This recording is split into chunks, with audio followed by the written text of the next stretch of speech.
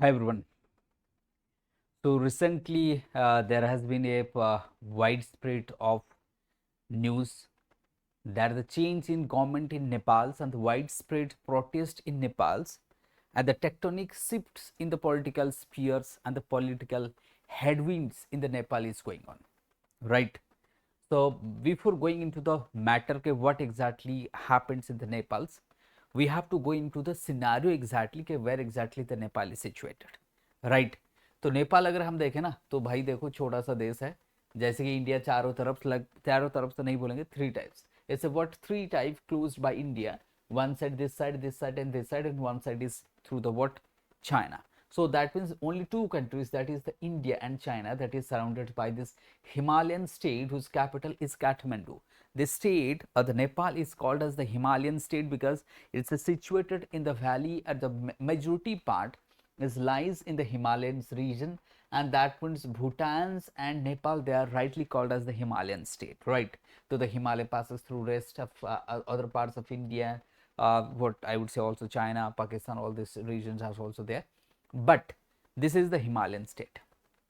And lastly, I would say since 2001, right?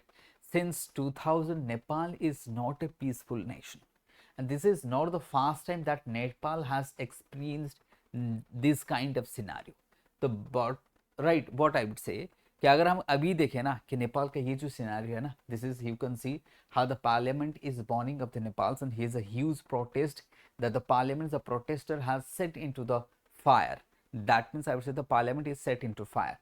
Right here you can see how the thousands, the millions of Gen Z protesters are coming out in uniforms. Even many wears in uniforms of the school and colleges. They are tagging themselves as the Gen Z. They're tagging themselves what is a Gen Z protest. It's a what, next generation. It's a Gen Z protest. They are saying themselves that we are the Gen Z, having banner, having placards in the hand. They are saying we are the Gen Zs. We are the what, Gen Zs, and these Gen Zs are protesting throughout the country. And since I would say 9th of September, everything has changed. As there's a huge what damage to the public properties. There is a tectonic shift in the political sphere.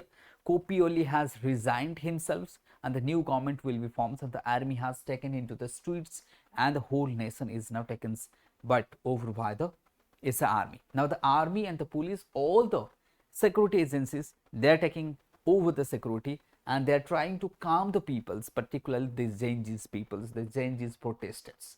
Now why this unfold? What are the backgrounds? Now we will move to the background. What exactly happened? Before going into the background, I will have a look, a thought here to what is the populations and how the compositions. So Nepal is largely a Hindu nation. 80% of the population is the Hindus, and the second dominant religions is the Buddhism, and rest of things are coming. Right. That means the dominant, I would say, is about Hinduism, Buddhism, Islam, Kairat, and Christianism. So these are the populations. So according to the what, 2021 census, the Hinduism is dominating the what, Nepal's. That means I would say the composition of the population is lies this, and this is a dominant, I would say, Hindu nations. Okay, this is how. Now why this? So this is what Nepal's where exactly situated we have gone through. Then what exactly the background? What exactly the backgrounds?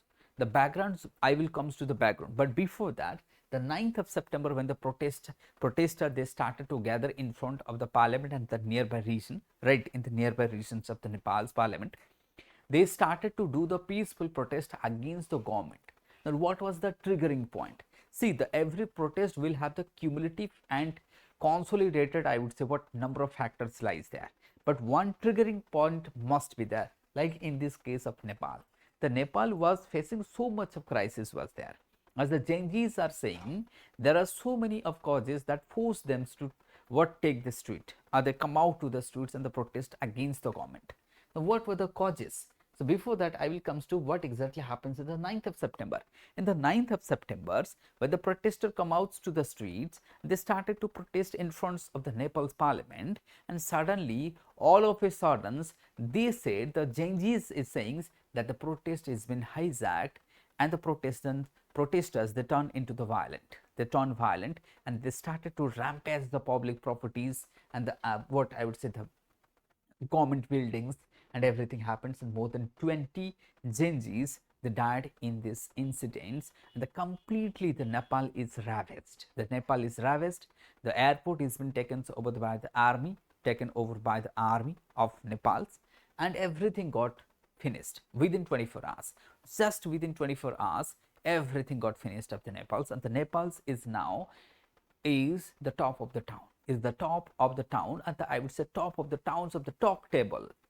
That means everywhere in the world there is a topic is what is viral. The topic is got viral, that is the Nepal's the government change in Nepal. Kopi Oli resigned, right? Everything happens. Then what exactly happens? Whether this is the first time in the Southeast Asia that the student protest led to the change of the government? No. Before that, in the 2024, we have seen in Bangladesh what happens exactly, and there was the what change in governments in Bangladesh, and then we saw it's 2022 as well. That is the what Sri Lanka. That means 2022 Sri Lanka, 2024 Bangladesh, then it comes to the Nepal. So that means the student protest in the Southeast Asia is marking one of the what I would say significance what marks, or they are changing the politics, and that also I would say the fragility of the politics of the South Asia is showing to the world, right? And apart from that, Nepal is not stable, Pakistan is not stable, Myanmar is not stable. I would say the neighborhood of India is not stable at all, and this is the happening. How exactly happening? Now comes to the backgrounds. The background says that the Nepal's economy is not functioning well. The Genjis are saying, those who are protesting here, they are saying that this is not the what cumulative, this is not the only sole of reason that why we are on the street. They are saying that since the long, the Nepal economy is not performing well. More than 20% of the youths of the Nepal, they are unpaid. Inflation is high. The country's main source of income is what? That is, I would say, that is the remittance which is coming from the rest of the world, where the Nepal's peoples are doing work and they're sending money back to their home, right? So that means the unemployment is the one of the biggest reason, followed by corruptions. So they are saying, the peoples are saying, the Genjis are saying that the Nepal economy is crippling. The Nepal economy is not performing well, and that is why it's a long-standing demand of the peoples of the Nepal, and not the youth only.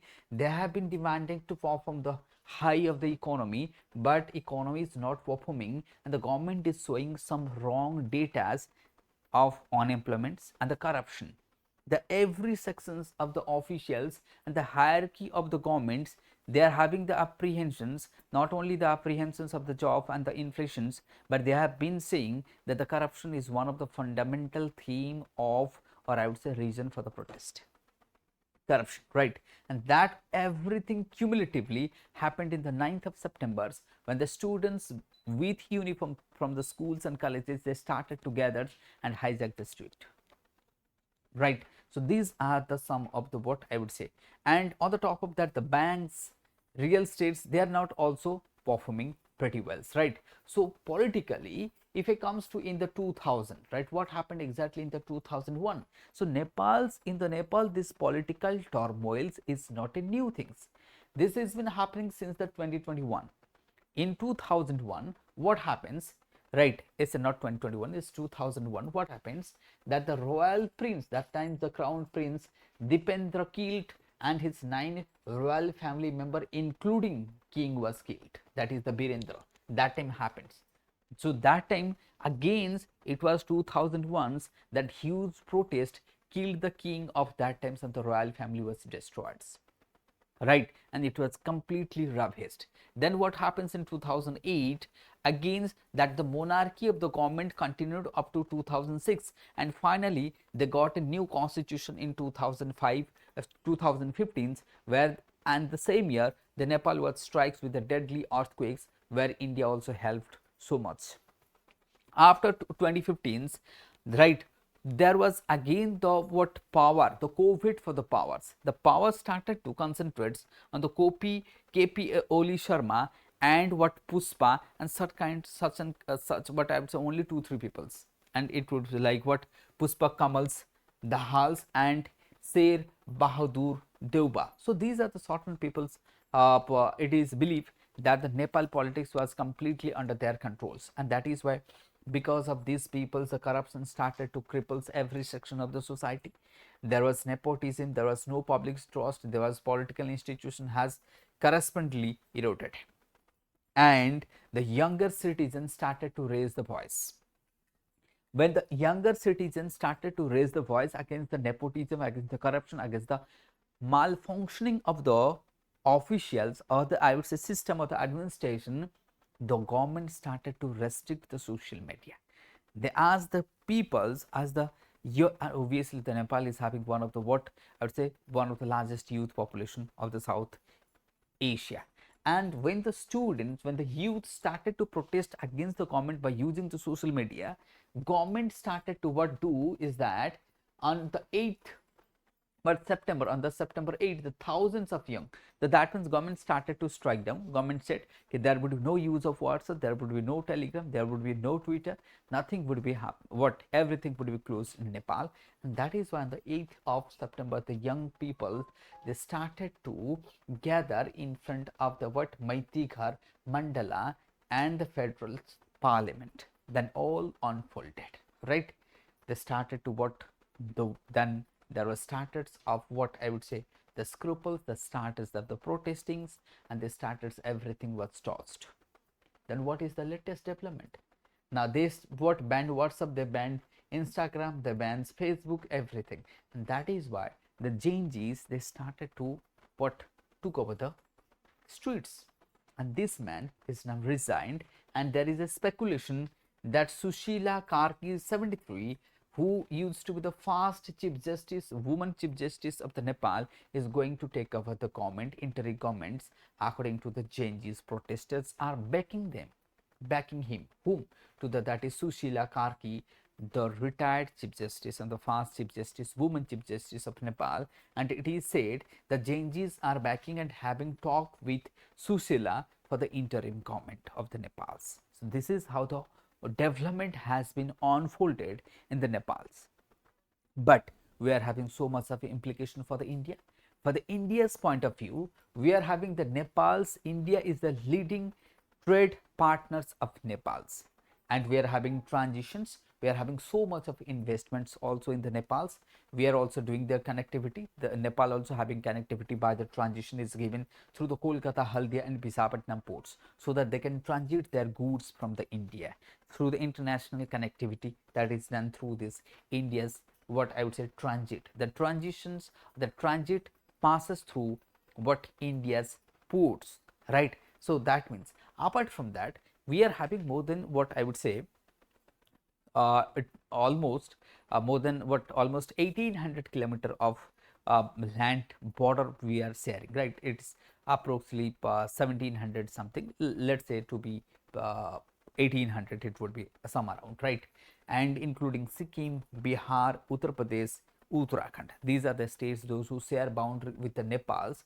Now there is a security threat to India, and that is why Sikkim, West Bengal, particularly West Bengal, Bihar, UP and Uttarakhand states, the police has been what is been instructed to be high alerts, and the night long patrolling is been what instructed to the police, and the helplines already the number of helplines also coming up for the help to the Indians, those who got stuck there in the Nepal. And what there is also a news is that those criminals were inside the jails, they got flee, and there is also opportunity for the infiltrations of what this condition or this situation may be, what maybe I'm saying maybe capitalized by some of the what I would say terrorists to infiltrate towards the India. That is why India need to be cautious to see to what exactly the development is happening from the security point of view, from the cooperation, from the politicals, everything. And I hope the international community and obviously India fast, because of the largest neighbor country, and their hopings, and they will have all the talk. I hope the back channel talk is going on so that the solution will be fast, and we also do what hope there will be peace, stability and tranquility. The peace must come fast. Thank you everyone.